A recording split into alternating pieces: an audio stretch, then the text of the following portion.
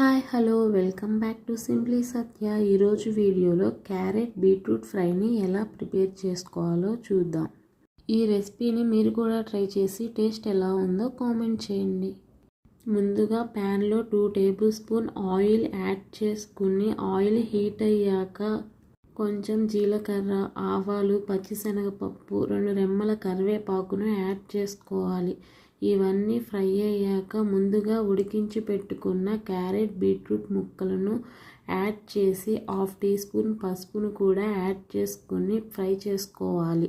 తరువాత జీలకర్ర, ధనియాలు, తెల్ల నువ్వులు, ఎండు కొబ్బరి, పచ్చిశనగపప్పు, టేస్ట్కి సరిపడా సాల్ట్, కారం, 4 వెల్లుల్లి రెబ్బలను యాడ్ చేసుకుని మిక్సీ పట్టుకున్న పౌడర్ను యాడ్ చేసి మిక్స్ చేయడమే. ఫైనల్గా కొత్తిమీరతో గార్నిష్ చేస్తే క్యారెట్ బీట్రూట్ ఫ్రై రెడీ.